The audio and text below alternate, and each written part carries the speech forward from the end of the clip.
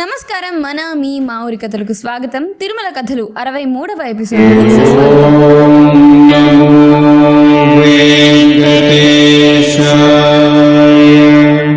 ముస్లిం దండయాత్రలకు ముందు కాలంలో దక్షిణ భారతంలో ఎన్నో శ్రీ వైష్ణవ క్షేత్రాలున్న శ్రీరంగం చాలా ప్రసిద్ధి చెందింది. శ్రీ వైష్ణవ సిద్ధాంత ప్రచారానికి కేంద్ర స్థానం. తర్వాత కాంచీపురాన్ని చెప్పుకోవచ్చు. ముస్లిం దండయాత్రలు మొదలైన తర్వాత వైష్ణవ ఆలయాల విధ్వంసం, విగ్రహాల నాశనం, బలవంతపు మతం మార్పిడి, హిందూ మహిళలపై అత్యాచారాలు ఎక్కువై హిందువులు ఏం చేయాలో పాలుపోని పరిస్థితులు ఏర్పడ్డాయి. శ్రీరంగనాథుడే శ్రీరంగం వదిలి తిరుమలకు రావాల్సిన పరిస్థితి వచ్చింది. కాంచీపురం కూడా హిందువులకు, ముఖ్యంగా శ్రీ వైష్ణవులకు దివ్యక్షేత్రమైన అక్కడ పరిస్థితులు బాగాలేవు. శ్రీరంగనాథుడు శ్రీరంగం వదిలి తిరుపతికి ఎలా వచ్చాడు, ఎప్పుడు వచ్చాడు, తిరుమల రంగమండపంలో ఎంతకాలం ఉన్నాడో, ఆ తర్వాత తిరుమల వదిలి మళ్ళీ శ్రీరంగం ఎప్పుడు తిరిగి వెళ్లాడో తెలియాలంటే శ్రీరంగనాథ దేవాలయ రికార్డులను పరిశీలించాలి. శ్రీరంగ ఒలుహు అంటే శ్రీరంగ ఆలయ చరిత్ర అని ఒక విధంగా చెప్పొచ్చు. ఆలయంలో ప్రాచీన కాలం నుండి జరుగుతున్న విషయాలన్నీ రాసిపెట్టి భద్రంగా పదిలపరిచిన పత్రాలే ఒలుహు. వాటి ఆధారంగా మనకి తెలిసింది ఏంటంటే 14వ శతాబ్దంలో అంటే 1328లో ముస్లింల దండయాత్ర శ్రీరంగంపై జరిగింది. ఆ సమయంలో స్వామివారి సాంవత్సరిక మహోత్సవాలు జరుగుతున్నాయి. స్వామివారిని అంటే ఉత్సవ విగ్రహాలను ఆ ఉత్సవాలలో ఉదయమే కావేరి, అదే తమిళంలో కొలేరు నదికి తీసుకువెళ్ళి నది మధ్యలో ఉంచి తిరుమంజనాది సేవలను మహాభక్త సమూహం చూస్తూ ఉండగా చేసేవారు. అలా సాయంత్రం వరకు స్వామివారు నది మధ్య ఇసుక పర్రెల మీదనే సేవలందుకొని ఊరేగింపుగా ఆలయానికి వెళతారు. ఇలా ఉత్సవం జరుగుతున్న సమయంలో స్వామివారు కావేరిలో ఉన్నప్పుడే మహమ్మద్ తుగ్లక్ అశ్విక సేనలు అకస్మాత్తుగా కన్ననూరు వైపు నుండి కావేరి ఒడ్డుకు చేరుకున్నాయి. సైన్యం వీరి దగ్గరకు వచ్చేలోపు అక్కడున్న భక్తులు స్వామివారి విగ్రహాన్ని రక్షించాలన్న నిర్ణయానికి వచ్చి మంచి బలిష్ఠులైన లోకాచారి అనే యువకుడి సారథ్యంలో ఒక బృందానికి చిన్న పల్లకి ఇచ్చి రహదారి గుండా కాక అడ్డదారుల్లో పుదుకొట్టేకు పంపారు. కానీ లోకాచారి దారిలో ఎక్కడికి వెళితే మంచిదో అని ఆలోచించి తిరుపతి మాత్రమే భద్రమైన ప్రదేశంగా నిర్ణయం చేసి అక్కడకు బయలుదేరతాడు. నేరుగా తిరుపతికి వెళ్తే ముస్లింల బారిన పడతారన్న భయంతో తెరుకునంబి మైసూరు మీదుగా చుట్టూ తిరిగి ముఖ్య రహదారులలో వెళ్లకుండా అడ్డదారులలో ప్రయాణం చేస్తూ తిరుపతి చేరుకుంటాడు. ఆ రోజులో తిరుపతి ప్రాంతాన్ని ఇంకా సింగనాయకుడు పాలిస్తూ ఉండేవాడు. అక్కడికి ముస్లిం పాలకుల ఛాయలు ఇంకా సోకలేదు. అలా తిరుమల చేరిన శ్రీరంగనాథుడు కొండ మీద ఆలయ ఆవరణలో ఆగ్నేయంగా ఉన్న మండపంలో విడిది చేసి సేవలందుకుంటూ శ్రీనివాసుని అతిథిగా ఉన్నాడు. శ్రీనివాసునికి వైఖానస పూజలైతే శ్రీరంగనాథునికి పాంచరాత్ర పూజలు జరిగేవి. సంప్రదాయ పద్ధతిలో శ్రీరంగంలో లాగానే రంగనాథునికి వైభవంగా పూజలు జరిగాయట. విగ్రహాలతో వచ్చిన శ్రీ వైష్ణవులే కాక వార్త విన్న దక్షిణాది భక్తులందరూ శ్రీనివాసుని, శ్రీరంగనాథుని దర్శనానికి పెద్ద సంఖ్యలో తిరుమల రావడం మొదలుపెట్టారు. అదే రోజుల్లో హిందూ రాజులు, సామంతులు చేతులు కలిపి మధుర సుల్తానులపై దండెత్తి వారిని ఓడించడం జరిగింది. అప్పుడే హరిహర బుక్కరాయల నాయకత్వంలో విజయనగర సామ్రాజ్యానికి పునాదులు మొదలయ్యాయి. క్రీస్తు శకం 1336 నాటికి ఈ సామ్రాజ్య స్థాపన జరిగినా వారు నిలదొక్కుకోవడానికి వారిని ఇతర సామంతులు గుర్తించి ఆమోదించడానికి కొన్ని దశాబ్దాల కాలం పట్టింది. క్రీస్తు శకం 1370 ప్రాంతానికి తిరుమల తిరుపతి ప్రాంతాలలో విజయనగర సామ్రాజ్యపు ఊడలు బలంగా నాటుకున్నాయి. దక్షిణ దేశమంతా వీరి పరిపాలనలో సుభిక్షం, సురక్షితం అయింది. హిందువులలో ధైర్యం, శాంతి భద్రతలపై నమ్మకం ఏర్పడటంతో క్రీస్తు శకం 1371లో అంటే 43 సంవత్సరాల తరువాత తిరుమల నుండి శ్రీరంగానికి శ్రీరంగనాథుని తిరుగు ప్రయాణం వైభవంగా జరిగింది. అంత గొడవల్లో ముస్లింల విధ్వంసానికి గురికాని దేవాలయం కేవలం ఒక్క తిరుమల ఆలయం మాత్రమే. అంతేకాదు ముస్లింలు కొండ వైపుగా కూడా రాలేదు.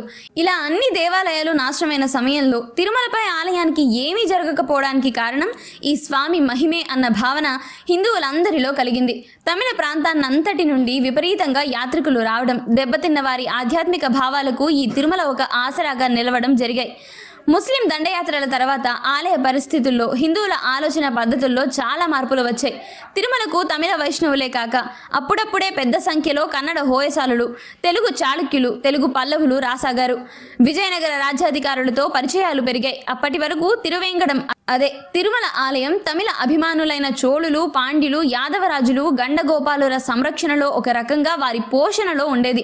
ఈ ముస్లిం దండయాత్రలలో ఈ రాజవంశాలన్నీ దెబ్బతినిపోయాయి.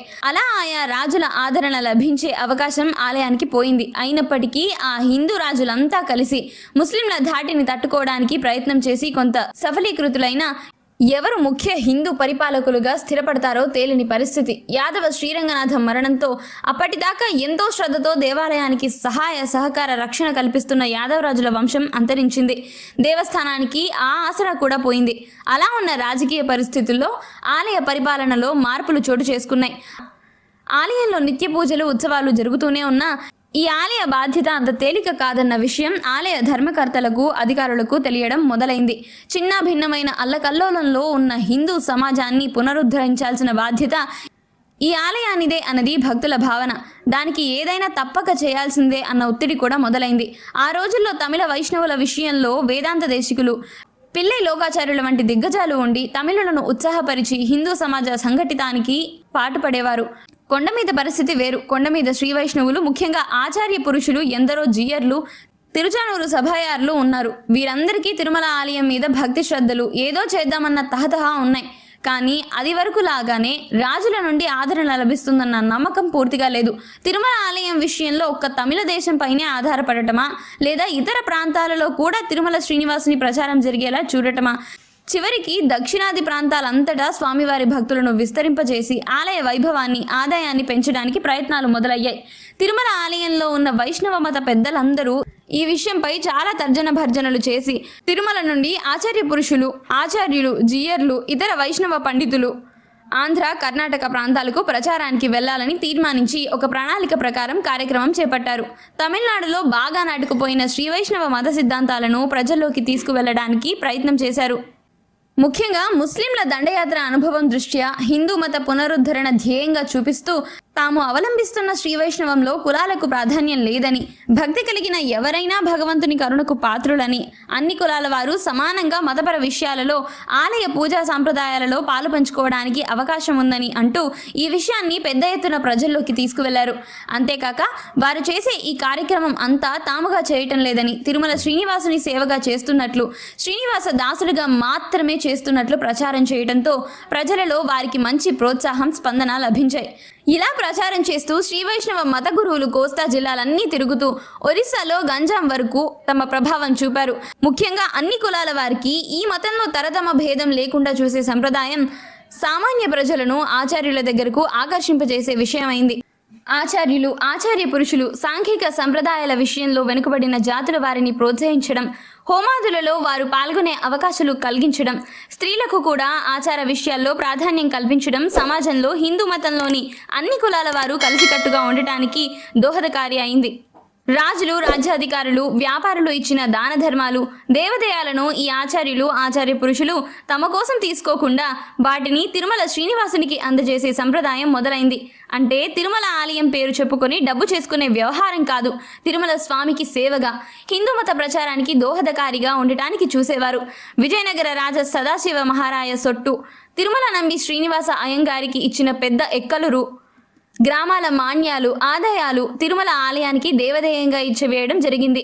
ప్రతి ఆచార్యుడు, ఆచార్య పురుషుడు తమ పేరు ముందు గర్వంగా తిరుమల అని నామం చేర్చుకొని ప్రజల దగ్గరకు వెళ్ళేవారు. తమ శిష్యులకు, దగ్గరకు వచ్చిన భక్తులకు తిరుమల వెంకటేశ, శ్రీనివాస నామాలు పెట్టుకునే సంప్రదాయాన్ని ప్రోత్సహించారు. ఇదండి, ఇలా శ్రీరంగనాథుడు 43 ఏళ్ల పాటు తిరుమలలో తలదాచుకున్నాడు. తిరుమల తిరుపతి దేవస్థానాలకు సంబంధించిన మరికొన్ని ఆసక్తికరమైన విశేషాలతో వచ్చే వారం మళ్ళీ మీ ముందుకు వస్తాను. అంతవరకు సెలవా మరి.